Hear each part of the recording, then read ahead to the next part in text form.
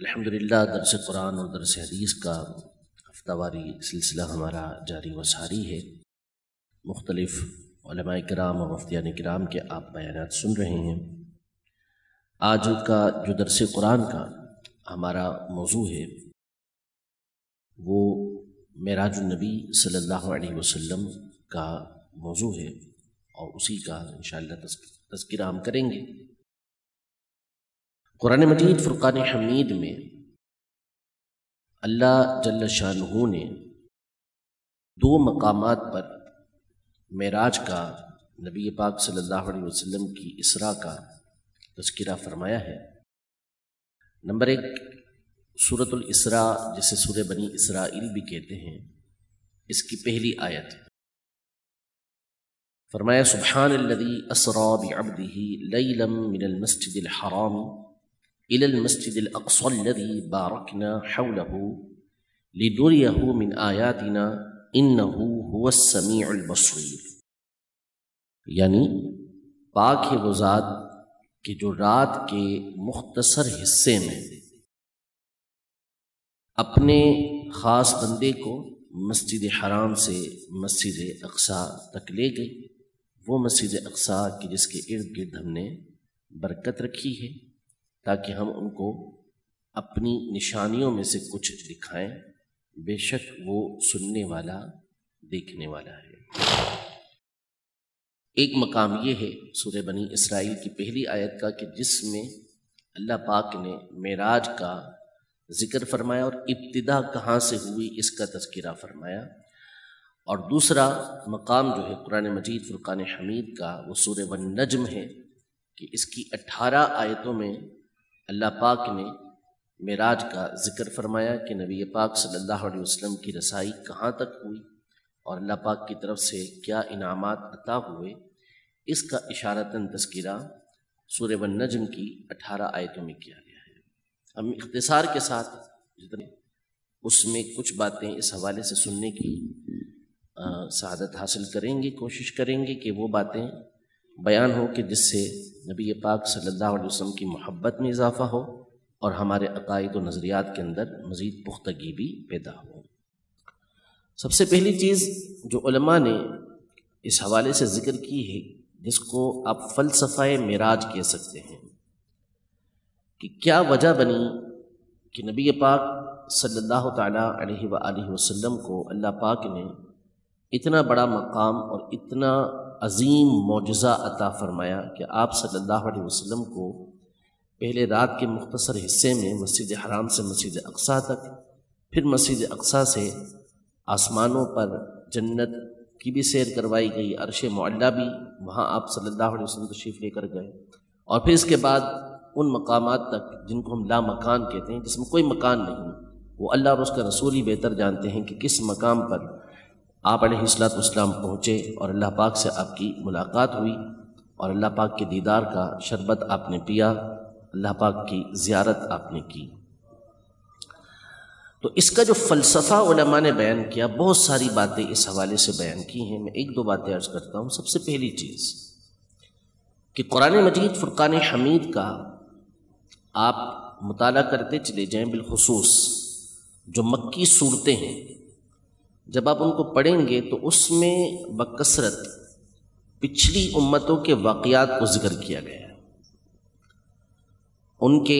حالات کو ذکر کیا گیا ہے، انبیاء کرام علیہم السلام کی ان کو دعوت دین دینا، توحید باری تعالیٰ کی طرف بلانا، اور پھر اس کے بعد ان کا انکار کرنا اور ان کے انکار کرنے پر ان پر عذاب کا نازل ہونا، ان چیزوں کو خاص طور پہ ذکر کیا گیا ہے۔ لِنُثَبِّتَ بِهِ فُؤَادَكَ، اس میں جو ایک حکمت ہے کہ ان انبیاء کرام علیہ السلام اور ان کی امتوں کے جو واقعات ذکر کیے جاتے رہے وقتاً فوقتاً، تو اس سے نبی پاک صلی اللہ علیہ وسلم کے دل اقدس کو تسلی دی جاتی تھی کہ یہ جو کفار مکہ، مشرکین مکہ آپ علیہ السلام کو جھٹلاتے ہیں، آپ علیہ السلام کی دعوت دین کو قبول نہیں کر رہے، تو یہ کوئی انوکھی بات نہیں ہے، کوئی نئی بات نہیں ہے، بلکہ ہمیشہ انبیاء اور رسل کے ساتھ یہی معاملہ پیش آتا آیا ہے، اور ان کی امتیں ان کو جھٹلاتی رہیں، اور ان کی امتوں کے جھٹلانے پر ان پر عذاب آتا رہا ہے۔ تو یوں دل اقدس کو اللہ پاک نبی پاک صلی اللہ علیہ وسلم کے دل مبارک کو بار بار مختلف انداز میں مختلف طریقوں سے تسلی عطا فرماتا تھا۔ نبوت کا جو 11واں سال تھا، یہ آپ علیہ الصلوۃ والسلام کے لیے بڑی تکلیف کا سبب تھا کہ 10ویں سال میں آپ علیہ الصلوۃ والسلام کی جو غمخوار اہلیہ تھیں اور آپ علیہ الصلوۃ والسلام کا ہر موقع پر ساتھ دینے والی آپ کی زوجہ تھیں حضرت سیدہ خدیجۃ الکبریٰ رضی اللہ تعالی عنہا، یہ وصال فرما گئی، اور پھر اسی سال آپ کے چچا ابو طالب کا انتقال ہوا۔ تو نبی پاک صلی اللہ علیہ وسلم کے لیے یہ بڑے غم کے موقع تھے کہ تبلیغ دین کے لیے اب کفار کے لیے کوئی رکاوٹ موجود نہیں تھی کہ آپ علیہ الصلوۃ والسلام کو ستائیں اور تنگ کریں۔ تو آپ علیہ الصلوۃ والسلام نے اس سال کو عام الحزن قرار دیا، غم کا سال قرار دیا، کہ اس میں ایسی تکلیفیں اور آزمائشیں اور مصیبتیں پہنچی ہیں، اور کفار کے مسلسل ظلم و ستم یہ بڑھتے جا رہے تھے۔ تو اب نبی پاک صلی اللہ علیہ وسلم کے مبارک دل کو تسلی دینے کے لیے اور آپ علیہ الصلوۃ والسلام کی دل جوئی کی حکمت کے پیش نظر اللہ پاک نے نبی محترم صلی اللہ تعالیٰ علیہ وسلم کو معراج کا تحفہ عطا فرمایا کہ ان کی تکلیفیں، ان کی اذیتیں اپنی جگہ پر، لیکن آپ کا مقام اور مرتبہ وہ ہے کہ اللہ پاک آپ کو معراج کی وہ دولت عطا فرماتا ہے کہ جو آپ سے پہلے کسی کو بھی اللہ نے عطا نہیں فرمائی۔ ایک حکمت یہ تھی کہ اس سے نبی پاک صلی اللہ علیہ وسلم کے دل اقدس کو، دل مبارک کو تسلی حاصل ہو۔ دوسری وجہ علماء یہ بیان فرماتے ہیں کہ اللہ پاک نے نبی رحمت صلی اللہ علیہ وسلم کو تمام عالمین کے اوپر مختار بنایا، یعنی پسندیدہ بنایا، اور سب سے افضل نبی پاک صلی اللہ علیہ وسلم کی ذات کو قرار دیا، جس پر بہت سارے دلائل قرآن و حدیث کے اندر موجود ہیں اور پچھلی کتابوں کے اندر بھی موجود ہیں۔ اب اس کے ظہور کا وقت تھا کہ آپ صلی اللہ علیہ وسلم کے اس تفوق کو، آپ علیہ الصلوۃ والسلام کی اس بلندی کو، آپ کے مقام اور مرتبے کو لوگوں کے سامنے ظاہر کیا جائے۔ تو آپ علیہ الصلوۃ والسلام کو معراج کروائی گئی، جس میں اولاً نبی پاک صلی اللہ تعالیٰ علیہ وآلہ وسلم مسجد اقصیٰ تشریف لے کر گئے، اور وہاں سنن نسائی کی روایت ہے اور مشہور روایت ہے کہ سارے کے سارے انبیاء کرام علیہم السلام جمع ہوئے، اور نبی پاک صلی اللہ علیہ وسلم نے آگے بڑھ کر ان کی امامت کروائی، جس کا واضح مطلب ہوا کہ نبی پاک صلی اللہ تعالیٰ علیہ وآلہ وسلم ان تمام سے بڑھ کر ہے، اور ان تمام نبی پاک صلی اللہ علیہ وسلم کی امامت کو قبول کر کے اس بات کی طرف اشارہ کیا کہ آپ علیہ الصلوۃ والسلام ہمارے بھی نبی اور ہمارے امام و مقتدی ہیں، ہمارے پیشوا۔ قرآن مجید فرقان حمید میں اللہ جل شانہ نے سورہ آل عمران میں ارشاد فرمایا، وَإِذْ أَخَذَ اللَّهُ مِيثَاقَ النَّبِيِّينَ لَمَا آتَيْتُكُم مِّن كِتَابٍ وَحِكْمَةٍ ثُمَّ جَاءَكُمْ رَسُولٌ مُّصَدِّقٌ لِّمَا مَعَكُمْ لَتُؤْمِنُنَّ بِهِ وَلَتَنصُرُنَّهُ، یعنی اس وقت کو یاد فرمائیے کہ جب اللہ نے تمام انبیاء سے اس بات کا پختہ وعدہ لیا کہ میں نے تمہیں کتاب و حکمت عطا کی، پھر اس کے بعد تمہارے درمیان ایک عظیم الشان رسول تشریف لائیں، تو تم ضرور ضرور ان پر ایمان لانا اور ضرور ضرور ان کی مدد کرنا۔ علماء یہ ارشاد فرماتے ہیں کہ یہ بات انڈرسٹوڈ تھی کہ تمام کے تمام انبیاء کرام علیہم السلام کے زمانے کے گزرنے کے بعد نبی پاک صلی اللہ علیہ وسلم تشریف لے کر آنا کہ آپ خاتم النبیین ہیں، تو پھر ان انبیاء کرام علیہم السلام سے یہ فرمانا کہ جب وہ رسول کریم تمہارے درمیان آئیں تو تم ان کی تصدیق کرنا، ان کی مدد کرنا اور ان کے اوپر ایمان لے کر آنا۔ اس کا کیا معنی ہے کہ انبیاء کرام علیہ السلام تو سارے پہلے گزر چکے، نبی پاک صلی اللہ علیہ وسلم کا زمانہ بعد میں آتا ہے۔ تو اس کی علماء نے پھر مختلف تفسیریں بیان کی، مختلف اس کے معنی بیان کیے ہیں۔ جیسے ابن عباس رضی اللہ تعالی عنہما فرماتے ہیں کہ اس کا مطلب یہ ہے کہ اللہ پاک نے ہر نبی سے اس بات کا عہد لیا کہ وہ اپنی اپنی امتوں کو اس بات کی تاکید کریں گے کہ اگر ان میں سے کوئی نبی پاک صلی اللہ علیہ وسلم کا زمانہ پاتا ہے تو اس پر ان پر ایمان لے کر آئیں گے اور ان کی مدد کریں گے۔ اور ایک علماء نے معنی یہی بیان کیا کہ مسجد اقصیٰ کے اندر ان تمام علماء کو، تمام انبیاء کرام علیہ السلام کو جمع کرنا اسی لیے تھا تاکہ اس آیت کے اوپر ان کا عمل ہو جائے کہ انہوں نے نبی پاک صلی اللہ علیہ وسلم کو اپنا امام تسلیم کیا، حضور پاک صلی اللہ علیہ وسلم کے پیچھے کھڑے ہوئے، تو گویا کہ آپ کے نبی الانبیاء ہونے پر، آپ صلی اللہ تعالیٰ علیہ وآلہ وسلم کے امام و مقتدا اور پیشوا ہونے پر یہ لوگ ایمان لے کر آ رہے ہیں اور یوں آپ کی مدد کر رہے ہیں کہ جس نبی علیہ السلام کی امت وہاں پر موجود ہے، ان کے افراد موجود ہیں، تو وہ نبی پاک صلی اللہ علیہ وسلم پر اب ایمان لے کر آ جائیں کہ ان کے نبی علیہ السلام نے بھی نبی پاک صلی اللہ علیہ وسلم کے پیچھے نماز پڑھی ہے۔ تو آپ علیہ السلام کا تمام انبیاء پر تفوق ظاہر کرنا، فوقیت کو ظاہر کرنا، آپ کے بڑے ہونے کو ظاہر کرنے کے لیے اب نبی پاک صلی اللہ علیہ وسلم کو یہ معراج کرتے ہیں۔ اسی طرح جب آپ آسمانوں پر پہنچتے ہیں تو وہاں تمام کے تمام فرشتے آپ کے پیچھے نماز ادا کرتے ہیں، تو فرشتوں کے اوپر بھی آپ علیہ السلام کی امامت اور آپ کی فوقیت بھی ظاہر ہوتی ہے۔ اس طرح کی اور بہت ساری حکمتیں علماء نے اپنی کتابوں کے اندر بیان کی ہیں۔ اللہ پاک ارشاد فرماتا ہے سبحان الذی اسری بعبدہ، کہ پاک ہے وہ ذات کہ جو رات کے مختصر حصے میں اپنے خاص بندے کو مسجد حرام سے مسجد اقصیٰ لے گئے۔ اس آیت کے اندر علماء نے بہت ساری باتیں بیان کی ہیں کہ اللہ جل شانہ نے اس آیت کی جو ابتدا فرمائی وہ اپنے صفاتی نام سبحان کے ساتھ فرمائی۔ سبحان کا مطلب مستدرک حاکم کی حدیث مبارکہ ہے، جب نبی پاک صلی اللہ علیہ وسلم نے ارشاد فرمایا، جب پوچھا گیا کہ سبحان اللہ کا معنی کیا ہے، یہ جو ہم کہتے ہیں سبحان اللہ کلمہ تحسین ہوتا ہے، جب ہمیں کوئی بات پسند آتی ہے تو اس پر ہم سبحان اللہ کہتے ہیں، تو سبحان اللہ کا مطلب کیا ہے؟ تو سبحان اللہ کا مطلب یہ ہوتا ہے کہ جب ہم سبحان اللہ کہتے ہیں تو اس کا مطلب ہے کہ ہم یہ کہہ رہے ہیں کہ میں اس بات کا اعتقاد رکھتا ہوں کہ اللہ پاک ہر عیب سے اور ہر کمی سے پاک ہے، انزہ عن کل نقص و عجز، کہ اللہ پاک ہر عیب سے، ہر کمی سے، ہر کمزوری سے وہ پاک ہے، اس کے اندر کسی طرح کا کوئی عیب نہیں ہے۔ تو علماء نے یہاں یہ خوبصورت بات بیان کی کہ قرآن کا ایک ایک حرف، ایک ایک کلمہ یہ ایسا ہوتا ہے کہ جس کے اندر معانی کا خزانہ موجود ہوتا ہے۔ اللہ پاک نے یہ نہیں فرمایا کہ اللہ الذی اسری بعبدہ، اپنا مبارک نام ذکر نہیں فرمایا کہ وہ اللہ ہے کہ جو اپنے بندے کو راتوں رات لے گیا، الرحمن نہیں فرمایا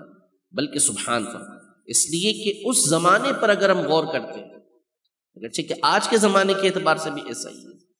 اس زمانے پر جب غور کرتے ہیں تو رات کے مختصر حصے کے اندر مسجد حرام سے مسجد اقصیٰ تک جانا یہ ممکنات میں سے نہیں تھا۔ کس کے لیے ممکنات میں سے نہیں تھا؟ ان کے لیے کہ جو عاجز ہو، جو ناقص ہو، جن کے اندر عیب موجود ہو۔ اب اس زمانے پر اگر ہم جائیں تو اگر آج کے دور کے حساب سے اس زمانے کے لوگ آ جائیں، وہاں سے کسی کو آپ 1400 سال پہلے کے کسی شخص کو اٹھا کے بھی لے آئیں یہاں پر اور اس کو بتا دیں کہ بھائی آپ آدھے گھنٹے میں مسجد حرام سے مسجد اقصیٰ پہنچ جاؤ گے یا 1 گھنٹے میں پہنچ جاؤ گے، تو اس کو یقین نہیں آئے گا۔ ہمارے سامنے ہو تو ہم تو کہیں گے کہ ٹھیک ہے، کسی بھی جیٹ طیارے کے ذریعے، جہاز کے ذریعے بندہ پہنچ جائے گا 1 گھنٹے کے اندر، اسپیڈ کے اندر پہنچتا چلا جائے گا۔ لیکن اس زمانے کے اعتبار سے یہ کیا تھا؟ ایک طرح سے ناممکن کام تھا کہ رات کے ایک حصے کے اندر بندہ وہاں سے وہاں کیسے پہنچ سکتا ہے۔ تو اللہ پاک نے اپنے اسی نام کو ذکر کیا کہ یہ عجز، یہ نقص، یہ کمی، یہ عیب یہ تمہارے اندر ہے۔ وہ ذات کہ جو اپنے بندے کو مسجد حرام سے مسجد اقصیٰ رات کے مختصر حصے میں لے کے جا رہی ہے، یہ ساری کمیوں سے وہ پاک ہے۔ ٹھیک ہے، جب وہ اپنے بندوں کو یہ قدرت عطا فرما دیتا ہے کہ وہ ایسے طیارے تیار کر لیتے ہیں، ایسے جہاز تیار کر لیتے ہیں کہ جو مہینوں کے سفر گھنٹوں میں طے کر دیں، تو خود اس ذات کی قدرت کا معاملہ کیا ہوگا؟ ٹھیک ہے، تو یہ ایک خطیبانہ نکتہ ہے جو میں نے آپ کے سامنے بیان کیا ہے، لیکن علمی اعتبار سے بھی اس کو علماء نے بیان کیا۔ معراج کی جو ابتدا ہوئی، اس کو قرآن مجید فرقان حمید میں فرمایا کہ یہ مسجد حرام سے ہوئی، جبکہ جو صحیح احادیث طیبہ ہیں اس میں یہ ہے کہ نبی پاک صلی اللہ علیہ وسلم سیدہ ام ہانی رضی اللہ تعالی عنہ، جو مولا کائنات مولا مشکل کشا رضی اللہ تعالی عنہ کی بہن ہیں اور نبی پاک صلی اللہ علیہ وسلم کی جزاد بہن ہیں، تو آپ علیہ الصلوۃ والسلام ان کے یہاں پر آرام فرما رہے تھے۔ جبریل امین حاضر خدمت ہوئے اور نبی پاک صلی اللہ علیہ وسلم کو معراج کا مژدہ دیا، اور پھر آپ کو مسجد حرام کے اندر لے کر آئے۔ مسجد حرام میں نبی پاک صلی اللہ علیہ وسلم کے مبارک سینے کو چاک کیا گیا اور اس میں سے دل مبارک کو نکالا گیا۔ اس دل مبارک کو حدیثوں کے مطابق سونے کا تشت تھا، اس میں زمزم کے پانی سے دھویا گیا، یعنی ایک طرح سے زمزم کے پانی کو مزید برکتیں دی گئیں کہ نبی پاک صلی اللہ علیہ وسلم کا مبارک دل اس میں رکھا گیا۔ اب اس میں اللہ پاک کی مختلف حکمتیں، نبی پاک صلی اللہ علیہ وسلم کے مبارک سینے کو 4 مرتبہ چاک کیا گیا اور 4 مرتبہ دل اقدس کو نکالا گیا، اور ہر مرتبہ دل مبارک کو نکالنے کی الگ الگ وجوہات علماء نے بیان کی۔ اب چونکہ نبی پاک صلی اللہ علیہ وسلم اللہ پاک کی نشانیوں کو دیکھنے جا رہے تھے، اللہ پاک کے دیدار سے مشرف ہو رہے تھے، تو وہ قوت چاہیے کہ جو دل اقدس کے اندر موجود ہو اور اللہ پاک کی زیارت ہے وہ نبی پاک صلی اللہ علیہ وسلم کر سکیں، تو دل مبارک کے اندر ایسی قوت رکھی گئی تھی، ایسی طاقت رکھی گئی تھی کہ اس چیز کو آپ علیہ الصلوۃ والسلام برداشت کر سکیں۔ مسجد حرام سے براق پر نبی پاک صلی اللہ تعالی علیہ وآلہ وسلم مسجد اقصیٰ کی طرف گئے، اور راستے میں ایک روایت کے مطابق آپ علیہ الصلوۃ والسلام 3 مقام پر اترے، اور ایک روایت کے مطابق آپ علیہ الصلوۃ والسلام 4 مقام پر اترے۔ پہلا مقام یہ مدینہ منورہ کا تھا۔ جب اس مقام پر پہنچے تو جبریل امین علیہ الصلوۃ والسلام نے بارگاہ رسالت میں عرض کی کہ یہ آپ کی ہجرت گاہ ہے، آپ یہاں ہجرت فرمائیں گے، لہذا یہاں اترے اور 2 رکعات آپ علیہ الصلوۃ والسلام ادا فرمائیں۔ دوسرا مقام مدائن کا وہ مقام کہ موسیٰ علیہ السلام، مدین کا وہ مقام کہ جہاں موسیٰ علیہ السلام نے جب مصر سے شام کی طرف ہجرت کی تھی، تو اس وقت آپ مصر سے آپ چلے تھے فرعون کے ڈر کی وجہ سے، تو مدین میں جس درخت کے نیچے آپ ٹھہرے تھے، جس کا تذکرہ اللہ پاک نے سورہ عنکبوت کے سورہ قصص کے اندر فرمایا ہے، تو موسیٰ علیہ السلام اس درخت کے نیچے ٹھہرے تھے، نبی پاک صلی اللہ علیہ وسلم نے اس مقام پر 2 رکعتیں ادا کی۔ تیسرا جو مقام ہے وہ کوہ طور کا علماء نے ذکر کیا کہ اس مقام پر نبی پاک صلی اللہ علیہ وسلم نے 2 رکعتیں ادا کی۔ اور چوتھا مقام بیت اللحم کا ہے، یہ وہ جگہ ہے کہ جہاں حضرت سیدنا عیسیٰ علی نبینا و علیہ الصلوۃ والسلام کی ولادت ہوئی تھی۔ سنن نسائی کی روایت موجود ہے کہ نبی پاک صلی اللہ تعالی علیہ وآلہ وسلم نے بیت اللحم کے پاس اتر کر 2 رکعت نماز ادا کی۔ اس سے معلوم ہوا کہ نبی علیہ الصلوۃ والسلام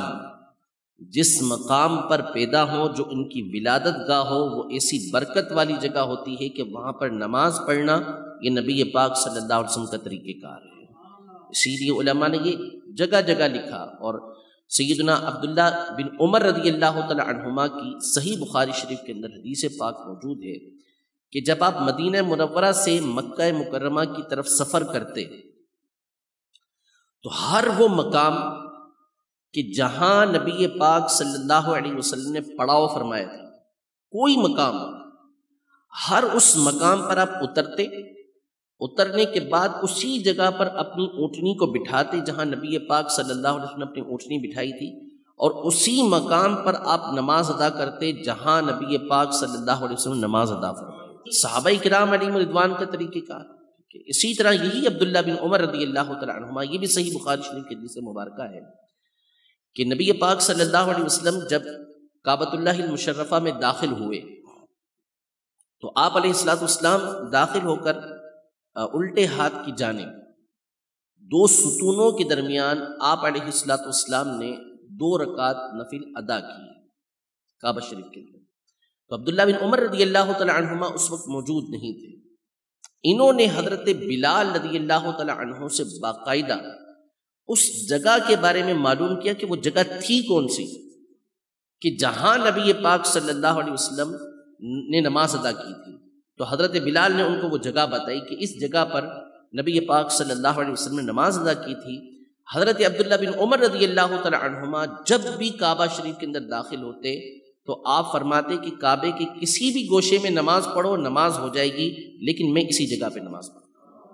کیونکہ نبی پاک صلی اللہ علیہ وسلم نے اس جگہ پر نماز پڑھی. حضرت اتبان بن مالک الانصاری رضی اللہ تعالی عنہ، صحیح بخاری شریف کی حدیث مبارکہ یہ بھی، نابینا ہو گئے تھے، آنکھیں بہت کمزور ہو گئی تھیں اور اپنی قوم کی امامت کروایا کرتے تھے. نبی پاک صلی اللہ علیہ وسلم سے عرض کیا رسول اللہ صلی اللہ علیہ وسلم میں امامت کرواتا ہوں، نماز پڑھاتا ہوں اپنی قوم کو، لیکن میرے گھر اور میرے لوگوں کے درمیان ایک نالا ہے، جب بارش آتی ہے وہ بھر جاتا ہے اور مجھے جانے میں تکلیف ہوتی ہے. میں چاہتا ہوں آپ صلی اللہ علیہ وسلم میرے گھر تشریف لے کر آئیں اور میرے گھر میں نماز پڑھ لیں تاکہ میں اسی جگہ کو اپنی نماز پڑھنے کی جگہ بناؤں. وہ پھر ان کا طریقہ کار رہا. تو یہ ہمیشہ سے طریقہ کار رہا کہ جہاں برکت والی جگہ ہوتی، بالخصوص انبیاء کرام علیہ السلام کے قدم جہاں پر پڑتے، ہمیشہ صالحین اس مقام پر نماز ادا کرتے رہتے ہیں، اس کی زیارت کے لیے جاتے رہتے ہیں. تو نبی پاک صلی اللہ علیہ وسلم بیت اللحم تشریف لے کر آئے. یہ بیت المقدس کے اندر ہی ہے، قدس کے اندر ہی وہ مقام ہے. پھر مسجد اقصی نبی پاک صلی اللہ علیہ وسلم تشریف لے کر آئے. سبحان الذی اسری بعبدہ لیلا من المسجد الحرام، مسجد حرام سے الی المسجد الاقصی، مسجد اقصی نبی پاک صلی اللہ علیہ وسلم تشریف لے کر آئے. الذی بارکنا حولہ، مسجد اقصی وہ ہے کہ جس کے ارد گرد ہم نے برکت دی. اب چند پوائنٹ میں اس حوالے سے آپ کے سامنے عرض کرتا ہوں کہ مسجد اقصی یہ ہے کیا اور اس کے ارد گرد برکت کیا ہے، اور نبی پاک صلی اللہ علیہ وسلم کا مسجد اقصی جانے کا مقصود کیا تھا، اس میں کیا حکمت علماء نے بیان کی. سب سے پہلا کہ مسجد اقصی یہ دنیا کا دوسرا وہ مقام ہے کہ جو اللہ کی عبادت کے لیے تیار کیا. سب سے پہلے گھر جو اللہ کی عبادت کے لیے بنا، ان اول بیت وضع للناس الذی ببکۃ مبارک وہدی للعالمین، کہ سب سے پہلا گھر جو لوگوں کے لیے بنایا گیا یعنی اللہ کی عبادت کے طور پر وہ مکے میں یعنی کعبہ ہے. اور اس کے بعد صحیح مسلم شریف کی حدیث مبارکہ ہے کہ بیت المقدس یعنی مسجد اقصی یہ اللہ کی عبادت کے لیے تعمیر کی گئی ہے. مسجد اقصی یہ آج جس مقام پر واقع ہے یہ القدس کا علاقہ کہلاتا ہے جو فلسطین کے اندر ہے. لیکن جو نبی پاک صلی اللہ علیہ وسلم کا دور مبارک تھا اس میں یہ فلسطین صرف ایک چھوٹا سا صوبہ تھا، علاقہ تھا. یہ ملک شام کہلاتا ہے، ملک شام کہلاتا تھا نبی پاک صلی اللہ علیہ وسلم کے دور مبارک کے اندر. اس ملک شام کے اندر آج کے دور کا سیریا بھی موجود تھا، اسی ملک شام کے اندر آج کا اردن یعنی جس کو جارڈن ہم کہتے ہیں یہ بھی موجود تھا، لبنان بھی اس کے اندر موجود تھا. اسی طرح یہ فلسطین کا جو علاقہ ہے یہ بھی اس کے اندر موجود تھا، ترکی اور مصر کے کچھ علاقے بھی اس کے اندر موجود تھے. یہ سارا کا سارا علاقہ ملک شام کہلاتا تھا. اس علاقے کو برکت والا علاقہ فرمایا گیا اور اس میں سب سے بابرکت علاقہ یہی القدس کا علاقہ. الذی بارکنا حولہ، ہم نے اس کے ارد گرد برکت رکھی ہے. برکت کیا رکھی گئی ہے؟ علماء نے یہ ارشاد فرمایا، مفسرین نے اس آیت کی تفسیر میں، کہ اللہ پاک نے اس میں دنیاوی برکت بھی رکھی ہے اور اخروی برکت بھی رکھی ہے. اس کی فضا، اس کی آب و ہوا، اس کے پھل، اس کا اناج، اللہ پاک نے اس کے اندر انتہا درجے کی برکت رکھی. طائف کا نام آپ نے سنا ہوا ہے، یہ عرب کے پرفضا ترین مقامات میں سے ایک مقام ہے اور بہترین اس کے پھل، اس کے اناج ہوتے ہیں. جب ابراہیم علیہ السلام نے اللہ کی بارگاہ میں عرض کی کہ وَإِذْ قَالَ إِبْرَاهِيمُ رَبِّ اجْعَلْ هَذَا بَلَدًا آمِنًا وَارْزُقْ أَهْلَهُ مِنَ الثَّمَرَاتِ، کہ اے اللہ اس شہر کو امن والا بنا دے اور یہاں کے رہنے والوں کو تو پھل عطا فرما۔ اس میں برکت کی دعا حضرت ابراہیم علیہ السلام نے کی۔ تو مفسرین نے لکھا ہے کہ طائف کا مقام یہ اس وقت ملک شام کے اندر تھا، اللہ کے حکم سے فرشتوں نے اٹھا کر اس کو مکے کے پاس کر دیا کہ وہ جو رزق لایا جاتا ہے اس کے لیے طائف کے مقام کو قریب کر دیا گیا تاکہ یہاں سے مکہ مکرمہ یہ طرح طرح کے رزق اور پھل آتے رہے۔ تو یہ دنیاوی برکت بھی اللہ پاک نے عطا فرمائی۔ اسی طرح اللہ پاک نے سورۃ النور کے اندر بھی یہ جو ملک شام ہے اس کے زیتون کا تذکرہ کیا کہ اس کا جو زیتون ہوتا ہے، اس کا جو زیت ہے وہ ایسا ہے، اس کا تیل کے بغیر اس کو تیری دکھائے، آگ دکھائے یہ بھڑک سکتا ہے، اس قدر اس کے اندر روشنی یہ موجود ہوتی ہے۔ تو اللہ پاک نے اس کے اندر دنیاوی برکتیں بھی رکھی اور اخروی برکتیں بھی اس کے اندر رکھی کہ تفسیر کبیر میں امام فخر الدین رازی رحمۃ اللہ تعالی فرماتے ہیں کہ اس مقام پر برکت اس لیے ہے کہ اس کے ارد گرد انبیاء کرام علیہ السلام کی قبریں موجود ہیں۔ حضرت ابراہیم علیہ السلام، حضرت یعقوب علیہ السلام، حضرت اسحاق علیہ السلام، حضرت یوسف علیہ السلام، ان کو مصر سے باقاعدہ یہاں پر لایا گیا۔ حضرت موسیٰ علیہ السلام، حضرت سلیمان علیہ السلام، حضرت داود علیہ السلام، ان تمام انبیاء کرام علیہ السلام کی قبریں اس کے ارد گرد موجود ہیں، اس لیے اللہ پاک نے اس کے اندر برکت رکھی ہوئی ہے۔ مسجد اقصی، نبی پاک صلی اللہ علیہ وسلم کا تشریف لانا یہ کیوں تھا؟ اصل مقصود تو نبی پاک صلی اللہ علیہ وسلم کا اللہ کی نشانیوں کو دیکھنا، اللہ پاک سے ملاقات کرنا، اللہ پاک کا دیدار کرنا، یہ علماء نے بیان فرمایا۔ مسجد اقصی نبی پاک صلی اللہ علیہ وسلم کو لانے کی حکمتیں بہت ہی خوبصورت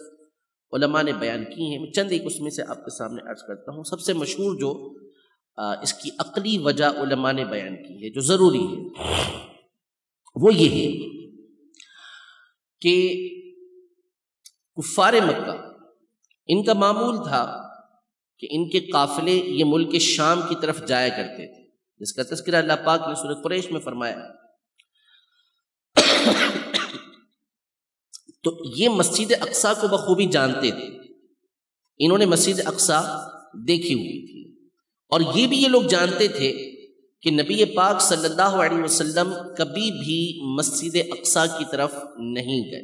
ملک شام بچپن میں یا 25 سال کی عمر میں نبی پاک صلی اللہ علیہ وسلم نے سفر فرمایا تھا، لیکن اس علاقے کی طرف آپ علیہ السلام کا جانا نہیں ہوا تھا۔ اب جب نبی پاک صلی اللہ علیہ وسلم نے اس بات کا اعلان فرمایا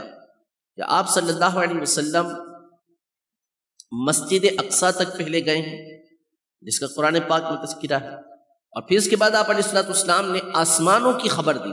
جو صحیح حدیثوں کے اندر موجود ہے کہ وہاں سے نبی پاک صلی اللہ علیہ وسلم آسمانوں پر گئے، مختلف انبیاء کرام علیہ السلام سے ملاقات ہوئی۔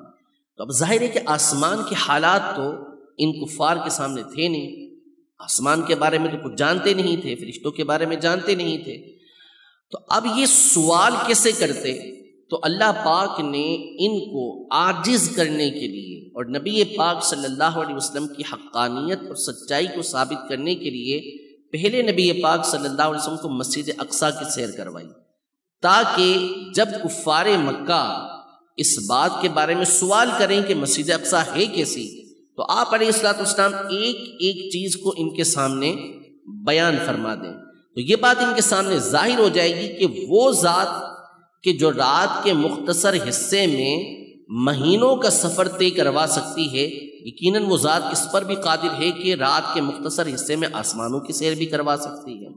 تو مسجد اقصی آپ علیہ السلام کو لے جایا گیا تاکہ آپ علیہ السلام اس کے تمام چیزوں کو دیکھیں اور مختلف انبیاء کرام علیہ السلام سے ملاقات ہو، تمام کی امامت کروائیں اور کفار مکہ کے سامنے حجت قائم کر دیں۔ آپ علیہ السلام اس لیے مسجد اقصی تشریف لے کر گئے۔ علامہ آلوسی رحمۃ اللہ تعالی علیہ قرآن مجید فرقان حمید کی بہت شاندار تفسیر آپ نے تفسیر روح المعانی کے نام سے لکھی ہے، اور اپنے زمانے کے آپ کچھ ہی عرصہ پہلے کے اعلیٰ حضرت امام علیہ سنت کے دور کے ان سے بالکل 10-15-20 سال پرانے ہیں یہ۔ تو انہوں نے قرآن مجید فرقان حمید کی عظیم الشان تفسیر لکھی ہے، تفسیر روح المعانی کے نام سے۔ اہل علم اس کے نام سے بخوبی واقف ہیں۔ آپ نے تفسیر روح المعانی میں مسجد اقصیٰ جانے کی ایک بڑی خوبصورت اور بڑی پیاری حکمت بیان کی۔ اب صوفیہ کے حوالے سے بیان کرتے ہیں کہ مسجد اقصیٰ کی جو ستون ہیں، انہوں نے انبیاء کرام علیہم السلام کی بارگاہ میں یہ گزارش کی کہ یا اللہ عز و جل، ہم نے تیرے انبیاء کرام علیہم السلام کا دیدار کیا، کیونکہ ملک شام جو ہے یہ انبیاء کرام علیہم السلام کی سرزمین کہلاتی ہے۔ اکثر انبیاء کرام علیہم السلام یہیں پیدا ہوئے اور بڑی تعداد یہیں تبلیغ دین کرتی رہی، بنی اسرائیل کے اندر آتی رہی۔ تو انہوں نے عرض کی کہ یا اللہ، ہم نے تیرے مختلف انبیاء کرام علیہم السلام کا دیدار کیا ہے، ان کی زیارت کی ہے، اب ہم نبی الانبیاء محمد مصطفیٰ صلی اللہ علیہ وسلم کی زیارت کرنا چاہتے ہیں۔ تو اللہ پاک نے ان کی اس دعا کو قبول کیا اور نبی پاک صلی اللہ علیہ وسلم مسجد اقصیٰ تشریف لے کر آئے، اور ان ستونوں نے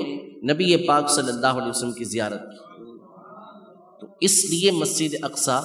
نبی پاک صلی اللہ علیہ وسلم تشریف لے کر آئے۔ ایک اور خوبصورت حکمت، خوبصورت بات علماء نے اس حوالے سے یہ بیان کی کہ نبی پاک صلی اللہ علیہ وسلم کا معجزہ اور پچھلے انبیاء کرام علیہ السلام کے معجزہ، ان کے جو معجزات ہوتے تھے اور نبی پاک صلی اللہ علیہ وسلم کے جو معجزات ہوتے تھے، ان میں بہت سارے فرق ہیں، کثرت کے اعتبار سے بھی کہ ان کے معجزے جو ہوتے تھے وہ تھوڑے ہوتے تھے، جبکہ نبی پاک صلی اللہ علیہ وسلم کے معجزات جو ظاہری ہیں وہ بھی 3000 سے زیادہ ہیں۔ بعض علماء کے مطابق مولانا قاری رحمۃ اللہ تعالی علیہ نے یہ بات بیان فرمائی کہ 3000 سے زیادہ معجزات ہیں۔ باقی اس کے علاوہ قرآن کے اعتبار سے قاضی ایاز مالکی رحمۃ اللہ تعالی علیہ نے نبی پاک صلی اللہ علیہ وسلم کے ہزاروں معجزے بیان کیے۔ ایک فرق جو علماء نے بیان کیا کہ نبی پاک صلی اللہ علیہ وسلم کے معجزے اور پچھلے انبیاء کرام علیہ السلام کے معجزات میں فرق رحمت کا ہے، کہ نبی پاک صلی اللہ علیہ وسلم کے معجزات بھی رحمت والے معجزات ہوتے ہیں۔ معراج رات میں ہوئی، دن میں کیوں نہیں ہوئی؟ دن میں کروائی جاتی، رات میں کیوں کروائی گئی؟ علماء اس کی وجہ یہ بیان فرماتے ہیں کہ انبیاء کرام علیہ السلام کے معجزات دو طرح کے ہوتے ہیں۔ ایک معجزہ خاصہ ہوتا ہے، خاص معجزہ ہوتا ہے، اور ایک معجزہ عامہ ہوتا ہے۔ معجزہ عامہ کا مطلب یہ ہوتا ہے کہ تمام لوگوں کے سامنے وہ معجزہ ظاہر کیا جاتا ہے، جیسے صالح علیہ السلام کی جو اونچنی ہے وہ چٹان سے ظاہر ہوئی، سب کے سامنے یہ معاملہ پیش آیا۔ دیگر انبیاء کرام علیہ السلام کے معجزات تھے، وہ سب کے سامنے ہوئے، نشانیاں انہوں نے بیان کی۔ لیکن جب اس معجزہ عامہ کا انکار کیا جاتا ہے، عام معجزے کا انکار کیا جاتا ہے، تو اللہ پاک پھر اس پوری قوم کو تباہ فرما دیتا ہے، اس پوری قوم کو تباہ فرما دیتا ہے۔ صالح علیہ السلام کا واقعہ آپ کے سامنے موجود ہے، ساری کی ساری قوم تباہ و برباد کر دی گئی جب انہوں نے اس اونٹنی کو تکلیف پہنچائی، اس کو قتل کر دیا۔ نبی پاک صلی اللہ علیہ وسلم کے معجزات بھی وہ تھے کہ اللہ پاک نے معجزہ عامہ عطا نہیں فرمایا، کہ اگر سب کے سامنے یہ معجزات بالکل بین کر کے سب کو دکھائے جاتے ایک ساتھ، اب اگر کوئی اس کا انکار کرتا تو ساری کی ساری قوم تباہ کر دی جاتی۔ اس لیے معراج رات میں کروائی گئی تاکہ عقلی دلائل کے ذریعے، دیگر باتوں کے ذریعے اس کو ثابت کیا جائے، ورنہ دن میں اگر براق اس طرح نبی پاک صلی اللہ علیہ وسلم کو لے کر جاتا، اب اگر انکار کیا جاتا تو اسی وقت سارے کے سارے تباہ و برباد کر دیے۔ تو نبی پاک صلی اللہ علیہ وسلم کے معجزات کے اندر بھی اللہ پاک نے رحمت ہی رحمت رکھی ہوئی ہے۔ آپ علیہ السلام مسجد اقصیٰ تشریف لے کر گئے۔ یہ مسجد اقصیٰ ابھی میں نے آپ کے سامنے ڈیٹیل بیان کی کہ ملک شام میں نبی پاک صلی اللہ علیہ وسلم نے اشارہ کر کے فرمایا تھا کہ میدان محشر اس جگہ پر قائم ہوگا،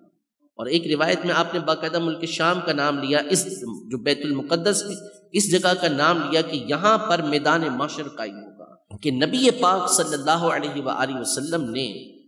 مسجد اقصی اس لیے آپ نے جلوہ فرمایا، اس لیے آپ تشریف لے کر گئے تاکہ آپ کے مبارک قدم ملک شام کی زمین پر رہیں، اس میدان کے اندر رہیں، فلسطین کی، بیت المقدس کی، کہ جہاں میدان محشر قائم ہونے والا ہے، تاکہ جب آپ کی امت اس مقام پر پہنچے تو آپ کے مبارک قدموں کی برکت سے ان کے لیے آسانیاں پیدا ہو چکی ہیں۔ یہ نبی پاک صلی اللہ علیہ وسلم کے میدان بیت المقدس تشریف لے جانے کی حکمتیں بیان کی گئی ہیں۔ پھر وہاں انبیاء کرام علیہ السلام کی نبی پاک صلی اللہ علیہ وسلم نے امامت فرمائی۔ اس کے بعد آپ علیہ السلام یہ آسمانوں پر تشریف لے کر گئے۔ پہلے آسمان پر آپ کی ملاقات حضرت سیدنا آدم علی نبینا و علیہ السلام سے ہوئی۔ تو واقعہ معراج اصل میں اب ظاہر ہے کہ اس واقعے کے اندر تو ہم کوئی زیادتی کر نہیں سکتے، جو واقعہ ہے وہ تو بار بار ہم سنتے ہیں۔ اب اس واقعے میں یہ تو نہیں ہو سکتا نا کہ کوئی عالم دین اپنی طرف سے کوئی نئی بات بیان کرنا شروع کر دے۔ ظاہر ہے اس میں سے نکات بیان کیے جاتے ہیں، اس میں سے پوائنٹ بیان کیے جاتے ہیں، اس میں سے خوبیاں بیان کی جاتی ہیں، وہ اپنے اپنے ذوق کے مطابق، شریعت کے اصولوں کے مطابق علماء بیان کرتے ہیں۔ میں کچھ ایک دو باتیں، ایک عقیدے کی بات اور ایک بڑی جو نبی پاک صلی اللہ علیہ وسلم سے محبت کی بات ہے وہ آپ کے سامنے عرض کرتا ہوں۔ شارح بخاری مفتی شریف الحق امجدی صاحب رحمۃ اللہ تعالی علیہ نزہۃ القاری جو بخاری شریف کی شرح ہے اس میں ارشاد فرماتے ہیں کہ بخاری شریف کے حدیث مبارک ہے کہ جب نبی پاک صلی اللہ علیہ وسلم معراج پہ تشریف لے کر گئے تو آسمانوں پر جب پہنچے تو دروازہ بند تھا۔ جبریل امین آپ علیہ السلام کے ساتھ تھے، تو انہوں نے دروازہ کھلوانے کا کہا تو فرشتے نے اندر سے کہا کہ آپ کون؟ تو کہا جبریل۔ تو کہا آپ کے ساتھ کون ہے؟ کہا محمد صلی اللہ علیہ وسلم۔ تو کہا کہ ان کو بلایا گیا؟ بولا ہاں بلایا گیا، ان کو بلایا گیا۔ پھر دروازہ کھول دیا گیا۔ پھر اس کے بعد آپ علیہ السلام پہلے آسمان پر حضرت آدم علیہ السلام سے ملتے ہیں، دوسرے آسمان پر پہنچتے ہیں تو وہاں پر بھی یہ معاملہ پیش آتا ہے، دروازہ بند۔ فرشتہ پوچھتا ہے کون؟ کہا جبریل۔ کہا آپ کے ساتھ کون ہے؟ کہا محمد صلی اللہ علیہ وسلم۔ کہا ان کو بلایا گیا؟ بلایا گیا۔ دروازہ کھولا جاتا ہے۔ پھر آپ علیہ السلام دوسرے آسمان پر جاتے ہیں، وہاں بھی انبیاء کرام علیہ السلام سے ملاقات ہوتی ہے۔ یوں ہر آسمان پہ یہ معاملہ پیش آتا ہے، دروازے بند پڑے ہوئے ہیں، حالانکہ آسمانوں میں شور مچا ہوا ہے کہ محمد صلی اللہ علیہ وسلم تشریف لے کر آ رہے ہیں۔ تو اللہ نے اہل سنت کو یہ ذوق اور یہ نعمت عطا کی ہے کہ وہ ہر بات میں نبی پاک صلی اللہ علیہ وسلم کی خوبی کو تلاش کرتے ہیں۔ دروازہ بند کیوں ہے؟ مفتی شریف الحق امجدی صاحب رحمۃ اللہ تعالی فرماتے ہیں کہ ایک دروازہ ہوتا ہے کہ جو کھلا ہوتا ہے، اس کا مطلب ہوتا ہے کہ دروازہ ایسے ہی جو آنا چاہے آ جائے۔ یہ دروازہ کھلا پڑا ہے، جو آ رہا ہے آنا چاہے آ جائے۔ ایک دروازہ آپ ادھر بنا دیں کسی کے لیے کہ بھائی جو مہمان خصوصی ہوگا اسی کے لیے دروازہ کھولا جائے کہ بند رکھا جائے گا، ایسے کھلا تھوڑی چھوڑ دیا جائے گا کہ جو اٹھ کے چاہے یہاں سے آنا چاہے آ جائے۔ وزیر اعظم نے آنا ہو تو آپ سیکورٹی رکھیں گے اس مقام پر، یا بندے رکھیں گے اس مقام پر تاکہ اس کو بند رکھا جائے، کھلا نہ رکھا جائے۔ تو کہا کہ اگر آسمان کے دروازے اسی کھلے چھوڑے ہوتے، وہ دروازے وہ ہوتے کہ جو کھلے دروازے ہیں، اس کا مطلب ہے کہ عام راستہ ہے، جو آنا چاہے آ جائے۔ دروازے بند رکھے تاکہ پتہ چل جائے کہ یہ دروازے کھلیں گے ہی محمد صلی اللہ علیہ وسلم کے لیے۔ یہ نقطہ بیان کیا علماء۔ دوسرا علامہ عبدالرؤف المناوی رحمۃ اللہ تعالی علیہ نے بیان کیا جنت کے دروازوں کے حوالے سے، اسی پر میں آپ کے سامنے عرض کرتا ہوں کہ آسمان کے دروازے ایسے ہیں کہ جن میں آر پار نظر آتا ہے، باہر کا اندر اور اندر کا باہر نظر آتا ہے۔ دروازے بھی اس کے اندر موجود ہیں اور قرآن پاک کے مطابق اس میں ستون بھی موجود ہیں جو ہمیں نظر نہیں آتے۔ یہ آسمان جو کھڑا ہوا ہے اگرچہ بغیر ستونوں کے بھی بیان کیا گیا، لیکن ایک تفسیر یہ کی گئی کہ یہ ستون وہ ہیں کہ جو ہمیں نظر نہیں آتے۔ تو یہ دروازے موجود ہیں جو ہمیں نظر نہیں آتے، لیکن دروازے وہ بنائے گئے کہ جس میں آر پار نظر آتا ہے۔ تو علماء نے یہ بیان کیا کہ فرشتوں کا جو سوال کرنا ہے یہ اس لیے ہوتا ہے کہ ان کو نبی پاک صلی اللہ علیہ وسلم کے نام نامی کو سننے کے اندر لطف آتا ہے، مزہ آتا ہے، اس لیے وہ پوچھتے ہیں۔ وقت کم ہے، بس آخر کے اندر ایک عقیدہ اور نظریہ میں آپ کے سامنے بیان کرتا ہوا بیان کو ختم کرتا ہوں کہ نبی پاک صلی اللہ علیہ وسلم مختلف مقامات کی سیر کرتے ہوئے آسمانوں پر، پھر اس کے بعد جنت پر، پھر سب سے جو اونچی جگہ ہے اللہ پاک کی، جو سب سے بڑی مخلوق ہے، سب سے بڑی مخلوق جو رقبے کے اعتبار سے اللہ پاک نے بنائی ہے وہ اللہ کا عرش ہے۔ عرش کی سب سے بڑی جگہ ہے۔ اس عرش پر بھی نبی پاک صلی اللہ علیہ وسلم تشریف لے کر گئے۔ اب چونکہ یہ تمام کا تمام معاملہ تھا کہ آپ کو بلندی عطا فرمانی تھی، عروج، اسی سے معراج نکلا ہے، آپ کو عروج عطا فرمانا تھا، اس لیے آپ علیہ الصلوۃ والسلام آسمانوں پہ تشریف لے کے گئے، آپ جنت میں تشریف لے کے گئے، آپ عرش پہ تشریف لے کر گئے۔ اس کے بعد کہاں گئے یہ اللہ اور اس کا رسول جانتا ہے۔ اللہ پاک یہ جگہ سے پاک ہے، اللہ پاک جگہ سے پاک ہے، ڈائریکشن سے، سمت سے وہ پاک ہے۔ جگہ مثال کے طور پہ جگہ کہتے کس کو؟ جس میں کوئی چیز سما جائے، جسم جس کے اندر آ جائے اس کو جگہ کہتے ہیں۔ اب جگہ یا تو جسم کے برابر ہوتی ہے، اس سے بڑھ کر ہوتی ہے۔ میں یہاں بیٹھا ہوا ہوں تو میرا یہ جسم جو ہے جس جگہ پر ہے وہ مکان ہے، وہ مکان ہے، میرا مکان ہے وہ جس جگہ میں بیٹھا ہوا ہوں، تو اس نے مجھے یا تو میرے جسم کے برابر ہے یا مجھ سے بڑھ کر۔ اور یقیناً اللہ پاک ان چیزوں سے پاک ہے، ان چیزوں سے ہمیں یہ فرمایا لا تتفکروا فی اللہ تتفکروا فی خلق اللہ، اللہ کی ذات میں غور و فکر نہ کرو فتہلکوا، اگر اللہ کی ذات میں غور و فکر کرو گے تم ہلاک ہو جاؤ گے۔ اللہ کی جو تخلیقات ہیں اس میں غور و فکر کرو تو تمہیں اللہ کی معرفت حاصل ہو جائے گی، اللہ کی پہچان حاصل ہو جائے گی۔ تو یہ عقیدہ اور نظریہ اپنے پیش نظر رکھیے گا کہ معراج کا مطلب یہ نہیں کہ نبی پاک صلی اللہ علیہ وسلم آسمانوں کے بعد کسی آسمانوں میں اوپر گئے ہوں کہ اللہ پاک سے ملاقات ہو، وہاں سے لا مکان ہے۔ لا مکان کا مطلب کوئی مکان ہی نہیں، کوئی جگہ نہیں۔ اب وہ کیا ہے وہ اللہ پاک جانتا ہے اور اس کا رسول جانتا ہے، ہمیں اس سے غور و فکر کرنے سے منع کیا گیا کہ ہم اس میں غور و فکر نہیں کریں گے، اس میں جستجو نہیں کریں گے۔ دوسری بات یہ کہ اللہ پاک کا دیدار نبی پاک صلی اللہ علیہ وآلہ وسلم کو معراج کی رات عطا کیا گیا۔ یہی اہل بیت اطہار کا، جمہور صحابہ کرام علیہم رضوان کا اور بعد کے اکثر علماء کا یہی موقف ہے کہ اللہ پاک نے معراج کی رات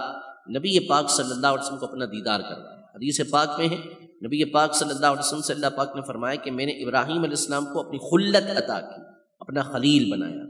موسیٰ علیہ السلام کو اپنا کلیم بنایا، اور محبوب صلی اللہ علیہ وسلم میں نے آپ کو بلا حجاب اپنا دیدار کروایا۔ تو اللہ پاک کا جو دیدار ہے یہ ممکنات میں سے، کیونکہ انبیاء کرام علیہم السلام کبھی بھی اس چیز کی دعا نہیں کرتے کہ جس کا ہونا ممکن نہ ہو، جس کا ہونا ممکن نہ ہو اس کی دعا نہیں کرتے۔ تو موسیٰ علیہ السلام نے اللہ کی بارگاہ میں دعا کی تھی کہ ربی ارینی انظر الیک، اے میرے رب مجھے اپنا دیدار کرا تاکہ میں تیرا دیدار کروں۔ تو اللہ پاک نے فرمایا لن ترانی، آپ مجھے ہرگز نہیں دیکھ سکتے۔ یہ نہیں فرمایا کہ لن ارا، مجھے دیکھا ہی نہیں جا سکے گا، یہ نہیں، آپ مجھے نہیں دیکھ سکتے۔ اگر اللہ پاک کا دیدار ممکن نہ ہوتا تو موسیٰ علیہ السلام کبھی بھی اس کو دعا نہیں کرتے۔ لیکن جو ہمارا عقیدہ ہے احادیث طیبہ کی روشنی میں وہ یہ ہے کہ دنیا کے اندر جاگتی آنکھوں سے اللہ پاک کا دیدار کرنا یہ صرف اور صرف نبی پاک صلی اللہ علیہ وسلم کا خاصہ ہے، یہ کسی اور کو نہیں ملا۔ ہاں دل کی آنکھوں سے، خواب کے اندر اللہ پاک جس کو چاہے اپنا دیدار عطا فرما دے۔ حضرت علامہ علی قاری رحمۃ اللہ تعالی نے فرمایا کہ اللہ پاک نے حضرت امام اعظم ابو حنیفہ رحمۃ اللہ تعالی کو 100 مرتبہ اپنا دیدار کروایا، اور علماء کے واقعات موجود ہیں کہ ان کو اللہ پاک کا دیدار نصیب ہوا۔ آخرت کے اعتبار سے، یہ دنیا کے لحاظ سے کہ دنیا میں صرف نبی پاک صلی اللہ علیہ وسلم کو جاگتی آنکھوں سے اللہ پاک کا دیدار ہوا، آخرت میں میدان محشر کے اندر اللہ پاک ہر سنی مسلمان کو اپنا دیدار عطا فرمائے۔ سورۃ القیامہ میں ارشاد فرمائے کہ وجوہ یومئذ ناظرہ الی ربہا ناظرہ، کہ اس دن بہت سارے چہرے کھلتے ہوئے ہوں گے، شاداب ہوں گے، چہرے کے اوپر ان کے شادابی ہوگی، اپنے رب کی زیارت کر رہے ہوں گے۔ اب وہ کیسے کریں گے؟ صدر الشریعہ علامہ امجدری اعظمی رحمۃ اللہ تعالی علیہ نے بڑی خوبصورت بات بیان فرمائی کہ جب دیدار کریں گے اس وقت بتا دیں گے کہ ایسے دیدار ہوگا۔ ابھی وہ بیان نہیں ہو سکتا کہ اللہ پاک جہت سے پاک ہے، کیفیت سے پاک ہے، جب ہوگا اس وقت بتا دیں گے کہ دیدار کیسے ہوگا۔ ہم قرآن کی آیت کے اوپر ایمان لے کر آتے ہیں، ہاں کلا انہم عن ربہم یومئذ لمحجوبون، جو کفار ہوں گے ان کے لیے اللہ پاک نے فرما دیا کہ وہ اللہ پاک سے حجاب کے اندر ہوں گے، ان کو دیدار نہیں ہوگا۔ اہل ایمان کے لیے اللہ پاک نے بیان فرما دیا کہ ان کو اپنے رب کا دیدار نصیب ہوگا۔ پھر اس کے بعد جب جنت میں جائیں گے تو وہاں اللہ پاک کا دیدار یہ سب سے بڑی نعمت ہوگی، اور وہ ہر ایک کو اس کے منصب اور مرتبے کے مطابق عطا ہوگا۔ رب العزت جل وعلا ہم سب کو اپنی محبت نصیب فرمائے، اپنی زیارت کا شوق نصیب فرمائے، اپنی ملاقات کا شوق نصیب فرمائے۔ نبی محترم صلی اللہ علیہ وسلم کے فضائل و کمالات ہمیں ہمیشہ بیان کرتے رہنے کی توفیق عطا فرمائے، آمین بجاہ النبی الامین صلی اللہ تعالی علیہ وآلہ۔